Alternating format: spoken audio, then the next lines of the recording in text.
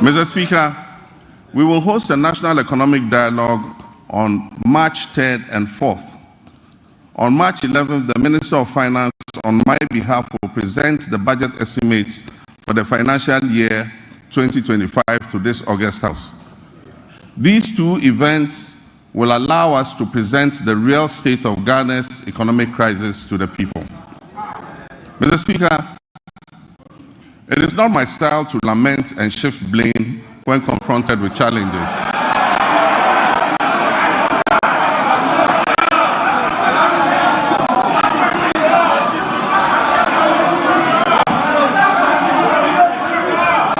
Mr. Speaker, it's not my style to lament and shift blame when confronted with challenges. My approach is to accept challenges and work hard to resolve them.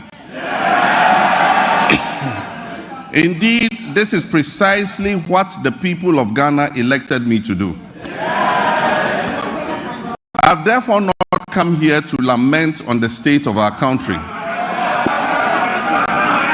though there's much to lament about.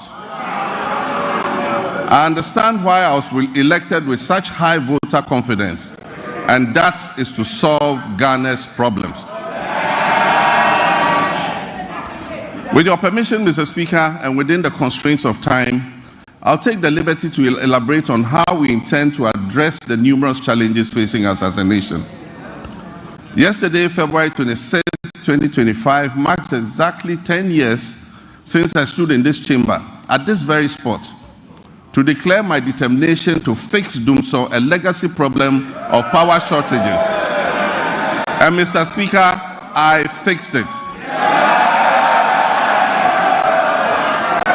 Yes, I promised to fix it, and I did.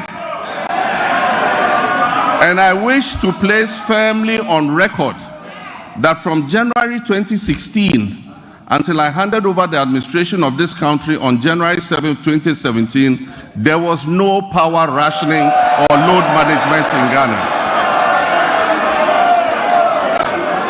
Mr. Speaker, today, inspired by the Almighty God and propelled by the massive mandate given to me by the good people of Ghana, I am moved to make a similar purposeful and bold declaration that I, John Dramani Mahama,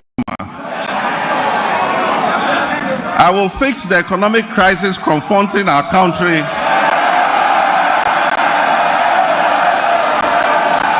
and reset it on a path of growth and prosperity.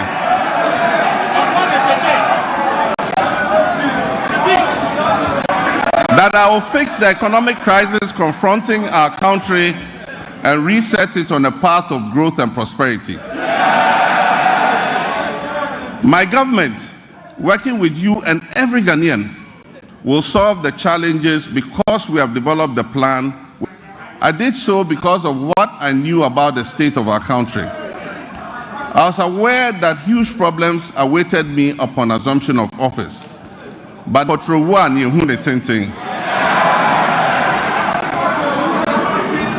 and how right they were.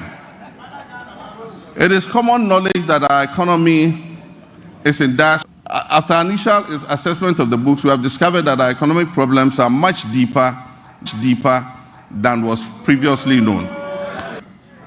We are saddled with staggering debts and glaring signs of almost deliberate and in some cases reckless mismanagement of our resources.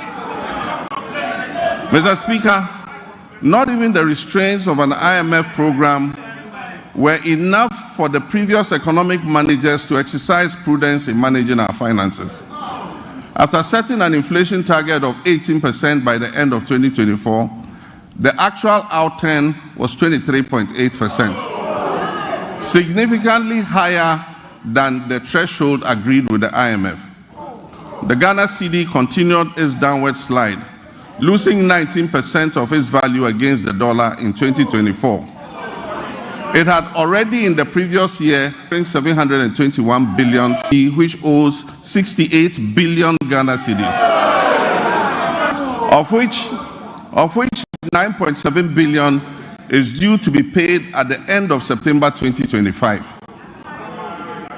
In 2023-2024 crop season, Cocoa Board was unable to supply 333,767 metric tons of cocoa, which it had sold at $2,600 per ton. As a result, the then management of Cocoa Board rolled over these contracts into the 2024-2025 season. Honorable members, Mr. Speaker, this implies that for every ton of cocoa delivered this year, in fulfillment of the rollover contracts, Cocoa Board and Ghanaian farmers are going to lose $4,000 in revenue. Mr. Speaker, as I address this Honorable House, Cocoa Board has supplied 210,000 tons out of the rolled over contract, resulting in a revenue loss of $840 million for both Cocoa Board and the Ghanaian farmer. Mr. Speaker, Cocoa Board and the Ghanaian farmer will lose another $495 million by the time the board finishes supplying the remaining rolled over contracts. Additionally, cocoa road commitments alone total 21.7 billion, arisen mainly because of the decision in 2019 and 2020 to award road contracts worth over $1 billion because of the election. Mr. Speaker, the energy sector faces significant financial challenges, primarily due to collection and system losses, non-compliance with the cash waterfall mechanism, and legacy debts. The financing shortfall has risen considerably to approximately $2.2 billion, or 34 billion Ghana cedis for 2025.